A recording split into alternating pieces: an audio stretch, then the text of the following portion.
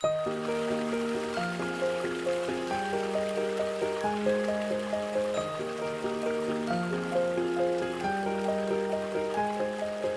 there were a secret garden, what would it comprise?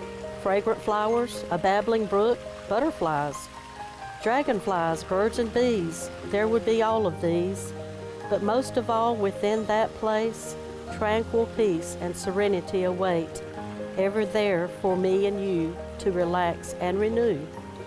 So every morning before you start, visit the secret garden of your heart. Take a drive down this sleepy little road in northern Wayne County and you'll find good friends, Southern hospitality, and one of North Carolina's best kept secrets. Shh. The sweet taste of native muscadine grapes is no secret to a lot of people here in North Carolina. These easy-to-grow grapes are great eaten right off the vine, and they've been a favorite of winemakers here for hundreds of years. Winemakers like Linda Hall's family, who have been farming their land in Pikeville for generations. They've grown everything from tobacco and soybeans to corn and cotton.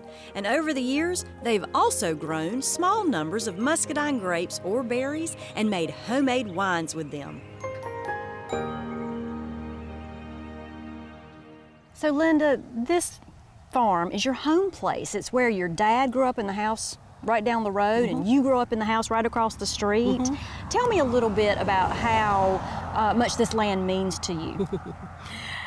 Oh, wow. I had deja vu one time when I was working in the vineyard.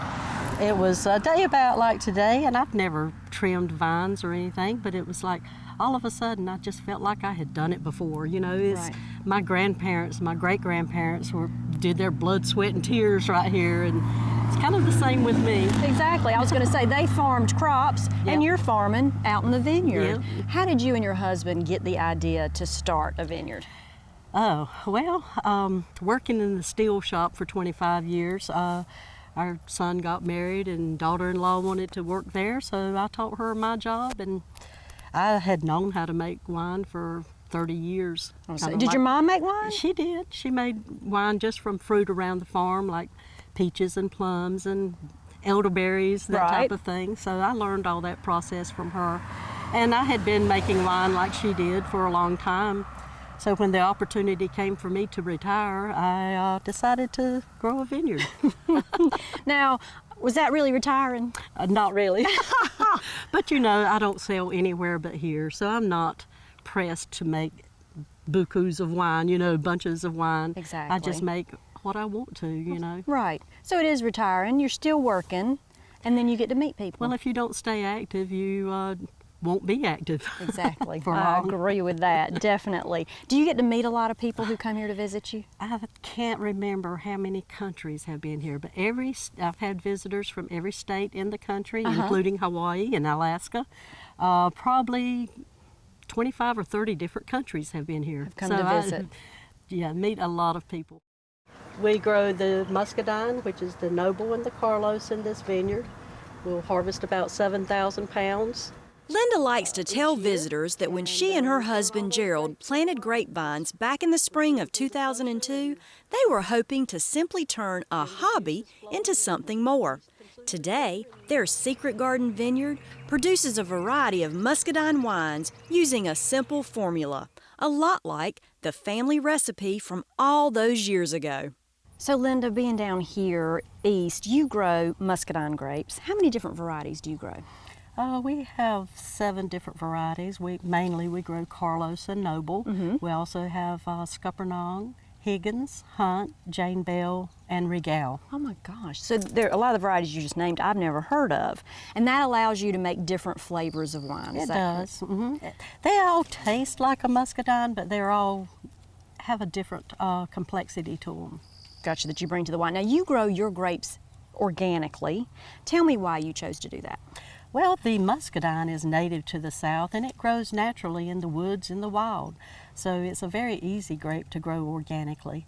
Very few pests to the muscadines as far as disease and insect pests, but we have the purple martins to take care of the insects, so it's very easy to grow the muscadine I like to use the word biodynamically because we really try to feed the soil and let the soil feed the plant.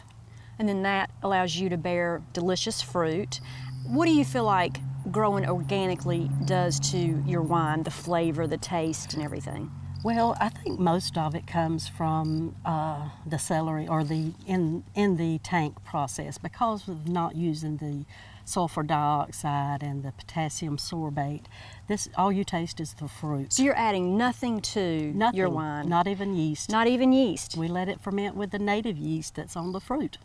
That's the way God made it. That's true. You're exactly right. And it also allows your wine to, I guess, keep longer because you're not having to add anything in it? Absolutely. Our wine is alive. Even though it goes to dryness, if you add some food for the yeast, which is like we use simple syrup, it kind of wakes the yeast up and it'll start back fermenting. Right, and everything happens naturally.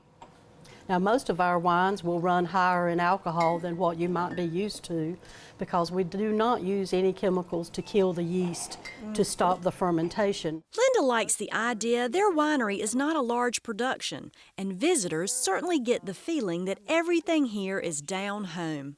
The wines are only sold at the vineyard, which Linda says encourages folks to come back. Her hope is that when people visit, they get the feeling it's the perfect place to relax and unwind. And that brings us to the secret part of A Secret Garden Vineyard.